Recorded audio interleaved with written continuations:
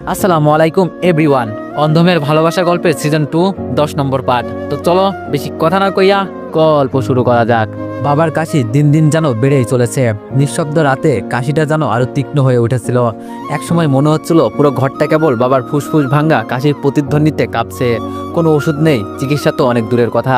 এই ঘরে এখন আর কাউকে বলা যায় না বাবার ওষুধ ফুরিয়ে গেছে, একটু এনে দাও। রাত যত গভীর হয়েছে কাশি তত গা জ্বালানো হিংস্রতা নিয়ে ফিরে এসেছে। প্রতিবার কাশির সঙ্গে বাবার বুকটা যেন ফেটে পড়েছে। আর মা অসহায় চোখে তাকিয়ে শুধু বলছে, ঘুমিয়ে পড়ো, ঘুম এলেই কাশি থেমে যাবে। তখনও বিশ্বাস ছিল ঘুম একটুখানি শান্তি নিয়ে আসবে। তাই মা বাবার পাশে শুয়ে পড়লেন। একটু পরে কাশি সত্যিই থেমে গেল। মা ভাবলেন হয়তো ঘুমিয়ে পড়েছেন বাবা। ঘুম জড়ানো চোখ দুটো অর্ধেক বুঝে আসার আগেই আচমকা শরীরে সাড়া পেয়ে উঠে বসেন তিনি। বাবার শরীর কেঁপে উঠছে, দুই চোখ বিস্ফারিত, মুখ খোলা, নিঃশ্বাস যেন বুকের ভেতর জমে জমে আটকে গেছে। মা বোঝার আগেই সবকিছু ঘটে গেল দুঃস্বপ্নের মতো। বাবা কিছু বলতে চাইছেন কিন্তু গলা দিয়ে শব্দ বেরোচ্ছে না। অজানার যন্ত্রণায় বাবার শরীরটা ছটফট করতে লাগলো। আর মা মা বোবা কান্নায় হুঙ্কার ফাটিয়ে উঠলেন। কি হয়েছে তোমার? কথা বলো, কোথায় কষ্ট হচ্ছে? আমি আছি না, বলো কোথায় কষ্ট হচ্ছে। কিন্তু সেই কান্না ভেজা ডাকে কোনো সাড়া নেই। বাবার শরীর থেমে গেল, ছটফটানি স্তব্ধ হয়ে গেল একদম বন্ধ সময়ে। চোখ দুটো বড় বড় করে তাকিয়ে আছে মায়ের চোখের দিকে, মুখটা হা করে আছে, যেন অসংখ্য অনুনয়, অনুরোধ কিংবা ভালোবাসার কিছু কথা জমেছিল, যা বলার আগেই নিঃশেষ হয়ে গেছে সবকিছু। মা বাবার বুকের ওপর ঝুঁকে পড়লেন, জড়িয়ে ধরলেন তাকে। তুমি কিভাবে আমাকে একা ফেলে চলে গেলে? আমি তো এখনো একা থাকতে শিখিনি। এই নির্জন ঘর, এই নীরব দেয়ালগুলো আমাকে কেমন যেন গিলে ফেলতে চাই। তোমার পাশে শুয়ে থাকলেই বুক ভরে নিঃশ্বাস নিতে পারতাম। আর আজ তো সেই নিঃশ্বাসটাই দুচ্ছহ লাগছে। তার কণ্ঠ ফেটে যাচ্ছে আর চোখ থেকে যেন অনর্গল জল ঝরছে। কেউ নেই তখন পাশে, কেবল নিঃশব্দ ঘর, নিভে আসা বাতি আর এক মৃত পুরুষের হা করে থাকা মুখ। এই রাত, এই মুহূর্ত, এই নিস্তব্ধ কান্না চিরকাল ঘুরে ঘুরে বাজবে মায়ের বুকের ভেতর। কারণ আজ থেকে তিনি শুধু বিধবা নন, তিনি একজন স্ত্রী যিনি স্বামীর শেষ নিঃশ্বাসের মুহূর্তে কিছুই করতে পারেননি। এই অপরাধ, এই অসহতা তাকে জ্বলতে থাকবে প্রতিটি নিঃশ্বাসে যতদিন প্রাণ থাকবে। দীপু গভীর নিঃশ্বাস ফেলল, ভাবনায় ডুবে রইল কিছুক্ষণ। রাতে গ্যারেজের কাজ শেষ করে একটুক করে গোয়ালঘরের কাজ করবে, এই সিদ্ধান্ত তো নিয়েই ফেলেছে। 5-7 দিন পর গোয়ালঘর দাঁড়িয়ে যাবে হয়তো, কিন্তু এরপর গোয়ালঘর বানালেই তো গরু এসে ঢুকবে না। পরক্ষণেই মনে হলো গরু কেনার টাকা কোথায় পাবে? এত টাকা একসাথে হাতে নেই, আর ধারও চাইবে, কিন্তু কার কাছে? এই শহরে কারোর সাথে এমন কোনো সম্পর্ক গড়ে ওঠেনি যার কাছে লজ্জা না পেয়ে সাহস করে টাকা চাইতে পারবে। একবার ভাবলো গ্যারেজের মালিকের কাছে বলবে, না, তিনি শুধু জায়গা দিয়েছেন। তার উপর আবার কিছু চাইলে সম্পর্কের ভারসাম্য নষ্ট হয়ে যাবে। পুরনো পাড়ার কাউকে ফোন করে বলবে, না, যেখানে একবার বিদায় নিয়ে এসেছি সেখানে আর ফিরতে চাই না। দীপু চুপ করে জানালার পাশে এসে দাঁড়াই। রাতে হালকা বাতাসে চোখ দুটো যেন আপন মনেই ভিজে উঠল। তারপর নিজের মনেই ফিসফিস করে বলল, তবে কি স্বপ্নটা এখানেই থেমে যাবে? কিন্তু পরক্ষণেই রিয়ার হাসি মুখটা চোখে ভেসে উঠল। যেই মেয়েটা নিজের হাতে ফসল ফলিয়েছে, পয়সা জমিয়ে বাসটিন কিনে এনেছে, তার স্বপ্ন ভেঙে গেলে কি মানায়? নিজেকে আবার শক্ত করলো দীপু। ভেবে নিল একটা কিছু করতেই হবে। ভোরবেলায় কসাইপট্টির দোকানগুলোতে গিয়ে খোঁজ নেবে কোনো খামারের পুরনো গরু বিক্রি হয় কিনা। গরু পুরনো হলেও স্বপ্নটা তো নতুন, আর সেই স্বপ্নকেই বাঁচিয়ে রাখতে এখন সবচেয়ে বড় দায়িত্ব। সকালবেলার হালকা আলো যেন বিষাদের চাদরে ঢাকা। প্রতিদিনের মতোই প্রতিবেশী ছোট নাতনি এলো মা বাবার খোঁজ নিতে। দরজার পর্দাটা সরিয়ে ভিতরে ঢুকতেই থমকে দাঁড়ালো সে। বিছানায় নিতর হয়ে পড়ে আছেন তার প্রিয় দাদু। পাশেই মূর্তির মতো নিশ্চুপ হয়ে বসে আছেন দাদিমা। চোখের কোণ দিয়ে গড়িয়ে পড়ছে নীরব অশ্রুধারা, কিন্তু মুখে কোনো শব্দ নেই, শুধু একরাশ শূন্যতা। দাদিমা বলে ছুটে গিয়ে 2 হাত দিয়ে নাড়িয়ে দিল মেয়েটি। এই ছোট্ট ধাক্কায় যেন ঘোর কাটলো দাদিমার। তখনই বুকে মুখ চেপে হাউমাউ করে কেঁদে উঠলেন তিনি। মা বললেন, আমি একা হয়ে গেলাম রে, আমার আর কেউ রইল না। বুক ভরা কান্নায় ঘর জুড়ে ছড়িয়ে পড়ল এক অসমাপ্ত জীবনের আহাজারি। তার গলার স্বর কেঁপে উঠছিল, যেন বুকের ভেতর জমে থাকা শতাব্দীর শোক একসাথে বেরিয়ে আসতে চাইছে। মা বলল, কত কথা হইতেছিল, আর একটু সময় দিলে না হয় সেই সব বলেই যেত। কিন্তু না, সেই চোখ দুটো এখনো আমার দিকেই তাকিয়ে আছে, যেন বলতে চাইছে কিছু যার কোনোদিন জানা হবে না। ছোট্ট মেয়েটি ছুটে গেল তার বাড়িতে। লোক জানাজানি হওয়ার পর ছুটে এলো গ্রামবাসীর অনেকেই। একজন বৃদ্ধ প্রতিবেশী এক টুকরো সাদা চাদর এনে শরীর ঢেকে দিল। ঘরটায় তখন শুধু একটাই শব্দ, কান্নার। স্বামী হারানোর, সঙ্গ হারানোর অশ্রুতে জলের মতো ভেসে যাচ্ছে ঘরের প্রতিটি কোণ। বাড়ির উঠোন জুড়ে শোকের ভর। ধীরে ধীরে পাড়ার 2-1 এসে জড়ো হচ্ছেন। একজন মাঝবয়সী গ্রামবাসী নিঃশব্দে কিছুক্ষণ দাঁড়িয়ে থেকে বললেন, উনা ছেলে মেয়েদের তো একবার খবর দেওয়া উচিত, অন্তত শেষবারের মতো বাবাকে এক নজর দেখে নিক। এই কথা শুনেই যেন অগ্নিগর্ভ হয়ে উঠলেন মা। চোখের পানি এখনো মোছেননি, কিন্তু কণ্ঠটা কঠিন হয়ে উঠল, যেন বুকের অতল তলানি থেকে উঠে এলো বহুদিনের ক্ষোভ আর অভিমান। মা বলল, না, কেউ ফোন করবেন না, তাদের এই অধিকার নেই। যারা জীবিত থাকতে একবার খবর নিতে জানলো না, মরণকালে এসে চোখ ভিজিয়ে কি হবে? তার গলা ভারী কিন্তু স্পষ্ট। আমি চাই না কেউ আসুক। তাদের দরকার ছিল যখন উনি কাশিতে কষ্ট পেতেন, নিঃশ্বাসের জন্য হাহাকার করতেন, তখন এসে একটু খোঁজ খবর নেওয়া। তখন তো কারো সময় ছিল না। আজ এই নিথর শরীর দেখে অভিনয় করতে আসবে? না, আমি সেই অভিনয়ের বোঝা আর সহ্য করতে পারবো না। তার পাশে নিস্তব্ধতা নেমে এলো। পাশে দাঁড়ানো কয়েকজন বৃদ্ধ মাথা নিচু করে ফেললেন। কারোর মুখে আর কোনো কথা এলো না, শুধু বাতাস ভারী হয়ে উঠল এক অপূর্ণ ভালোবাসা আর প্রাপ্য যত্নের অভাবে অকাল ফুরিয়ে যাওয়া জীবন স্মৃতি। ঘরের কোণে রাখা চাদরে ঢাকা দেহটার দিকে তাকিয়ে মা নিঃশব্দে বললেন, তুমি দেখো কেমন করে আমি তোমার দাফন কাফনের কাজ সম্পন্ন করি, কাউকে না ডেকে। শুধু আমি, তোমার জীবনের একমাত্র সাথী। তোমার মৃত্যুতেও একা। আমি কথা দিয়েছিলাম না, শেষ নিঃশ্বাস অবধি তোমার পাশে থাকবো। দেখো, আমার কথা আমি রেখেছি। কেউ না থাকুক, আমি এখনো তোমার পাশে আছি। পাড়া প্রতিবেশীরা মিলে শেষ বিদায়ে সব আয়োজন করে ফেললো। কেউ কাফনের কাপড় গুছিয়ে দিচ্ছে, কেউ চোখের কোণে পানি মুছতে চুপি চুপি। একজন বলল, চলুন এবার নিয়ে যাই, অনেক সময় হয়ে গেছে। গোসল করানো শেষ, সাদা কাফনের কাপড়ে মুড়ে দেওয়া হলো সেই মানুষটিকে, যার ঘামে একদিন সংসারটা বেঁচেছিল, বড় হয়েছিল সন্তানগুলো। আজ তিনি নিঃসঙ্গ মৃত্যু। মা চুপচাপ বসেছিলেন এক কোনায়, মাঝে মধ্যে কাপা কাপা হাতে কাপড়ের প্রান্তটা ঠিক করে দিচ্ছিলেন। মুখে কোনো শব্দ নেই, তবে চোখে কান্না নয়, যেন এক গুমড়ে ওঠা সমুদ্র। যখন লাশটা বাড়ি থেকে বের করা হলো, তখনই হঠাৎ ছুটে এসে কাফনের গায়ে চেপে পড়লেন মা। ওরে না না, নিয়ে যাস না ওনাকে, আমার ঘরটাই তো এবার খালি হয়ে গেল। তার মুখ না দেখে আজ আমি কি করে বাঁচবো? পাড়ার বয়স্ক একজন কাঁদতে কাঁদতে বললেন, আহা জীবন, একটি নয়, দুইটি নয়, পাঁচটি সন্তান, তবু আজ মনে হচ্ছে উনি যেন নিঃসন্তানই ছিলেন। আরেকজন বলল, দুই ছেলের থেকেও আজ তার খাটিয়া ধরার মতো কেউ নেই।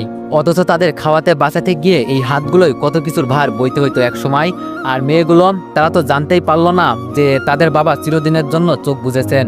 শুধু এই জানাটাই নয়, জানলেও আসতো কিনা সেটাই বা কে জানে। এক মহিলা ফিসফিস করে বললেন, শুধুমাত্র লোভ। হ্যাঁ, লোভ একটা গোটা পরিবারকে খণ্ড বিখণ্ড করে দিল। যেখানে ভালোবাসার জায়গা ছিল, সেখানে জায়গা করে নিল অভিমান আর স্বার্থ। গোরস্থানের পথে যাওয়ার সময় মা একবার পিছন থেকে চিৎকার করে উঠলেন, তুমি কিভাবে আমাকে একা ফেলে গেলে? এই ঘরে, এই উঠোনে, এই শূন্যতায় আমি এখন কাকে ডাকবো? কোথায় পাবো সেই কাঁধ যে আমার অভিমানটাও হাসি মুখে বয়ে নিত? তিনি আর দাঁড়িয়ে থাকতে পারলেন না, দরজার চৌকাঠে বসে পড়ে দুই হাত তুলে কাঁদতে লাগলেন। তুমি ছাড়া কেউ তো আমার নিজের মতো ছিল না। এখন থেকে আমি কেবলই নামাজের দোয়া করব আর এই শূন্য বিছানায় কাঁদবো। তার কণ্ঠে যখন কান্নার দোমাটকে মিশে যায়, তখন আকাশটা যেন আরো মেঘলা হয়ে ওঠে। পাড়ার ছায়াগুলো আরো ভারী হয়ে নেমে আসে সেই নিঃসঙ্গ উঠোন জুড়ে। আর সবাই চুপ করে, নিস্তব্ধ, ধীরে ধীরে এগিয়ে যায় কবরস্থানের পথে, একটা বাবার নিঃশব্দ বিদায় দেখতে। গোরস্থানের নিস্তব্ধতা তখন চরমে, চারপাশ ধুলো আর শোকে ভারী নিস্তব্ধতা। দাফন শেষ, মাটি চাপা পড়ে গেছে সেই মানুষটি, যার সাথে জীবনের প্রতিটি সকাল সন্ধ্যা পার করেছিল মা। সবাই যখন ধীরে ধীরে গোরস্থান ছেড়ে বাড়ি ফিরতে লাগলো, মা তখন দৌড়ে বাবার কবরে এক কোণে চুপচাপ এসে দাঁড়ালেন। চোখ দুটি এখন নিঃশেষ, যেন কান্নার সব জল শেষ হয়ে গেছে। তার কাপা ঠোঁট দুটো নড়ল, কিন্তু কারোর জন্য নয়, মাটির নিচে ঘুমিয়ে থাকা তার জীবনের একমাত্র অবলম্বনের উদ্দেশ্যে। মা বললেন, তুমি তো বলেছিলে আগে চলে যাব আমি, তুমি আবার কবরের পাশে বসে কোরআন পড়বে, কিন্তু সব ভুল করে গেলে তুমি। তোমার সঙ্গ ছাড়া আমি যে বাঁচতে জানি না, তোমার নীরবতা এতটা ভারী হতে পারে ভাবতেও পারিনি। তুমি তো আমার সব কথা শুনতে, এখন আমার কথাগুলো কাকে বলবো? মা ঝুঁকে কবরের পাশে এক মুঠো মাটি ছুঁয়ে বললেন, তুমি না থাকলে আমার জন্য তো আর কেউ নেই। সন্তান আছে তবু যেন নেই, তারা বাঁচে শুধু নিজেদের জন্য। আমরা ছিলাম শুধু তাদের জন্মদাত্রী, বাঁচার অংশীদার কখনোই না। তিনি নিঃশব্দে চোখ দুটো বন্ধ করে বসে পড়লেন কবরের পাশে। একটানা বিড়বিড় করে যেতে লাগলেন, যেখানে থেকো ভালো থেকো, আমার কষ্টের খবর জানবে না, জানলেও ফিরবে না। তবু জানো, আমি রোজ এখানে এসে বসে থাকবো, যতদিন না আমাকেও তোমার পাশে এনে শুইয়ে দেয়। দূর থেকে কেউ একজন বলল, চলুন চাচি চলুন। কিন্তু মা যেন শুনতেই পেলেন না, তার দৃষ্টি স্থির মাটির দিকে, সেই মাটির নিচে লুকিয়ে থাকা ভালোবাসার শেষ আশ্রয়ের দিকে। চারিদিক তখন বিকেলের নিস্তব্ধতা, পাখিরা নিরে ফিরছে, আর একজন স্ত্রী ধীরে ফিরছে শূন্য ঘরে, যেখানে তার জন্য অপেক্ষা করছে শুধু এক নিঃশব্দ দেয়াল আর কিছু অজর অবক্ত কান্না। নিস্তব্ধ সন্ধ্যায় পাড়ার এক নাতনি এসে এক থালা খাবার নিয়ে দরজায় দাঁড়িয়েছিল।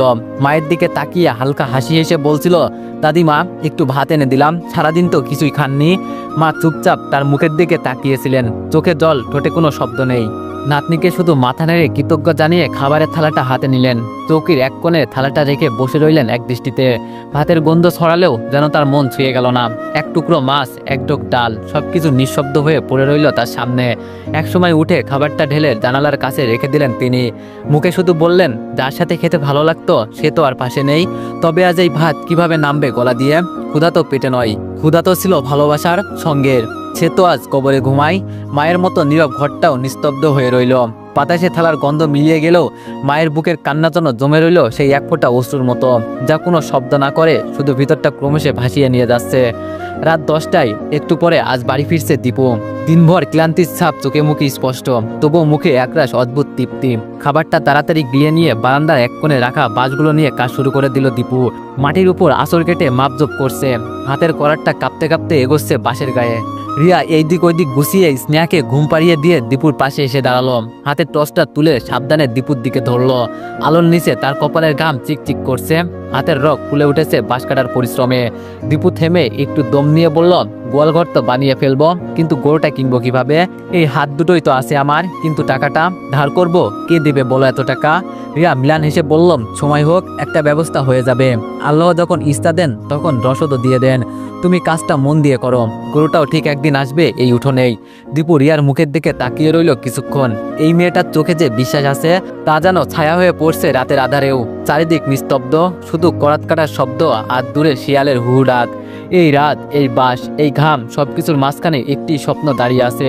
নিজের হাতে বানাবো একটা ছোট্ট গোয়ালঘর, আর সেই ঘরে দুটো প্রাণের বসতি। ফ্লোরে বসে আছেন মা। মা কখনো নীরব, কখনো চিৎকার দিয়ে কেঁদে উঠছেন। তুমি তো আর ফিরবে না। এই ঘরটা এখন কেমন খালি খালি লাগে, শুধু দেয়াল আর নিঃশব্দতা। তোমার কাশির আওয়াজ, তোমার ঘুমের শব্দ, সব কোথায় গেল? চুপচাপ বিছানার ধারে গিয়ে বসলেন মা। বিছানার এক কোণে এখনো ভাঁজ হয়ে আছে, যেখানে প্রতিদিন বসে বাবা নিজের পায়ের শিরায় তেল মাখতেন।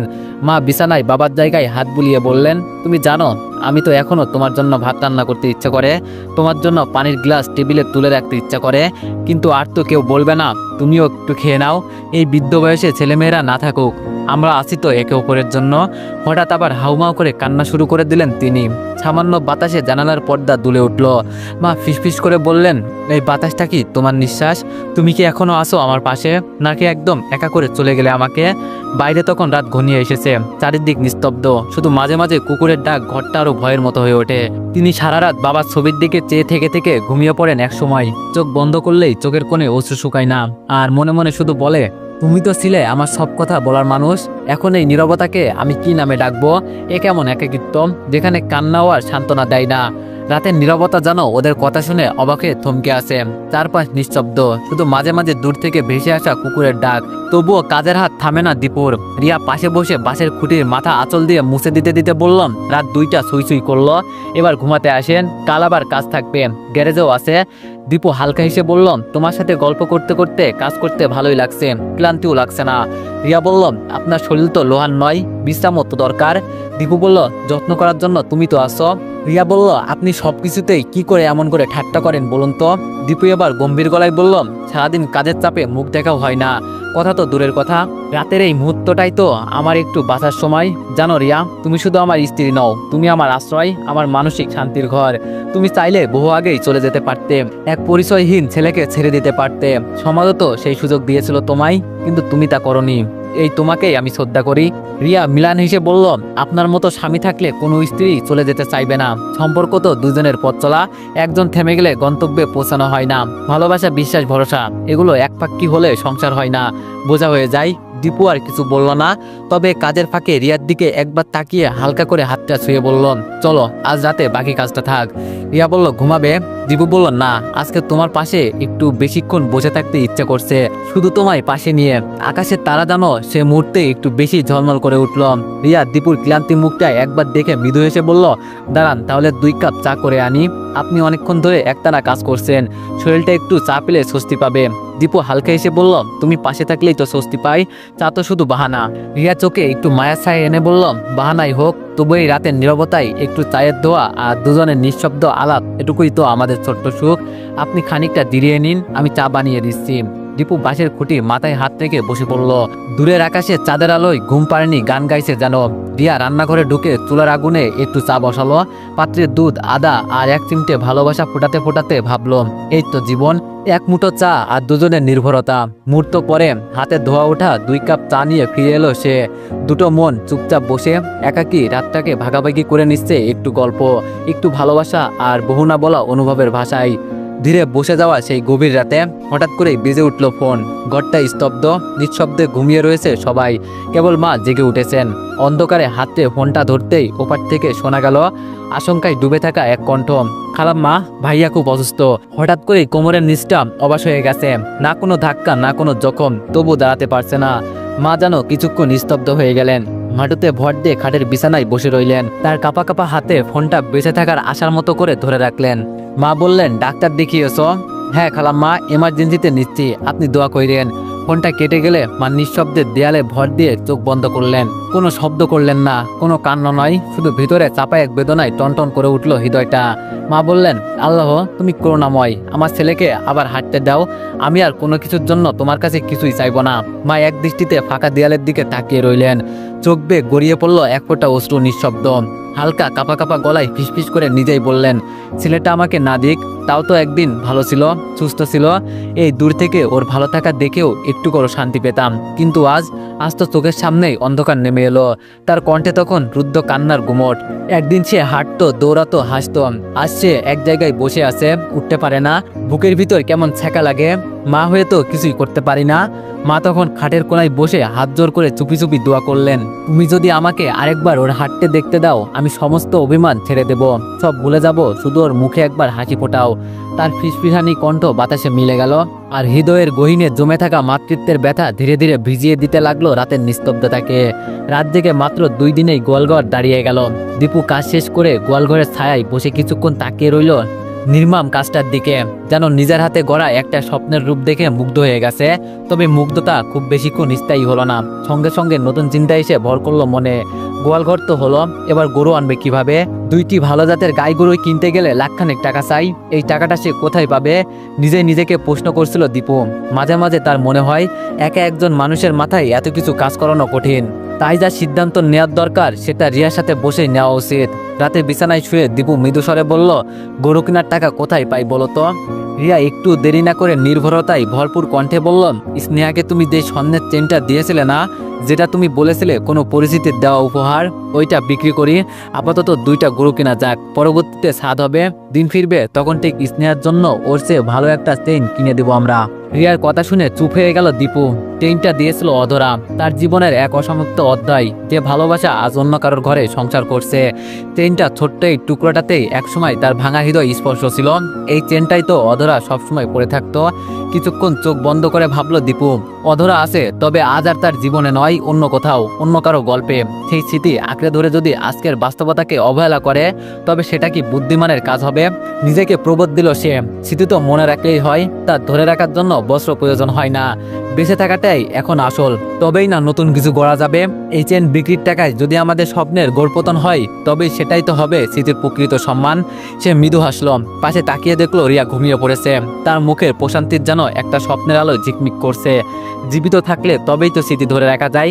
আর এখন আমাদের প্রথম দরকার জীবনটা টেনে নেওয়া একসাথে। তোমার ভালোবাসা, সঙ্গ আর সাহসে আমি পারবো রিয়া। আজ দীপু ঠিক করলাম, আর গ্যারেজে নয়, আজকের দিনটা শুধু তার স্বপ্নের জন্য। আজ সে হাটে যাবে, গরু কিনবে, ধীরে ধীরে স্বপ্নে বাস্তব রূপ দিবে। রিয়া স্নেহা ছোট্ট হাত ধরে কাছে এসে সাবধানে একটা কাপড়ে মোড়ানো স্বর্ণের চেন দীপুর হাতে তুলে দিয়ে বলল, এইটা বিক্রি করে যা হয় তা দিয়েই গরু কিনে আনবেন। আর যদি কিছু টাকা কম পড়ে তাহলে অল্প ধার করে নিয়েন, বাড়ি ফেরার পর আমি টাকাটা দিয়ে দিব। দীপু কিছুটা থমকে গেল, চোখে বিস্ময় মিশে এক অদ্ভুত কৃতজ্ঞতা। দীপু বলল, তুমি কোথা থেকে টাকা পাবে রিয়া? রিয়া হেসে বলল, আল্লাহ দিবে।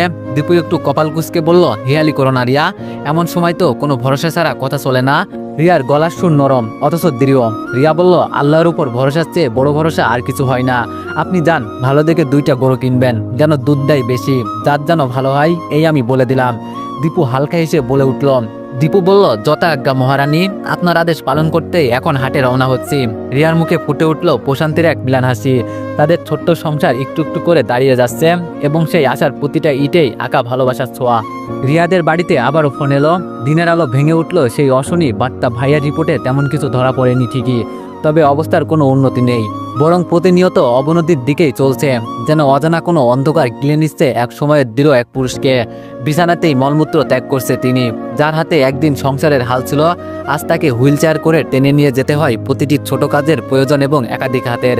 এত বড়দেহী মানুষকে একা সামলানো তো কোনো একজনের পক্ষে সম্ভব নয়। কে থাকবে তার পাশে? প্রত্যেকেরই ডিউটি আছে, কারো ডিউটি সকাল, কারো বিকেল, কেউ রাত অবধি ব্যস্ত। তার মাঝখানে একজন অসহায় মানুষ যেন পড়ে আছে অবহেলার ছাওয়ায়, নীরবে করুণ চাহনিতে তাকিয়ে থাকে, হয়তো কারোর অপেক্ষায় নয়, শুধু একটুখানি মমতার ছোঁয়ার আশায়। তো এভরিওয়ান, নেক্সট পার্টের জন্য সবাই অপেক্ষা করো। আর তোমরা তো এখন আর আমাকে আগের মতো সাপোর্ট করছো না। তোমাদের কমেন্ট করতে বললে তোমরা কেউ কমেন্ট করো না, লাইক করো না। তো যাই হোক, তোমরা যতটুকু সাপোর্ট করছো এতেই আমি সন্তুষ্ট। তো সবাই একটু বেশি বেশি লাইক আর কমেন্ট করে দিও। ধন্যবাদ।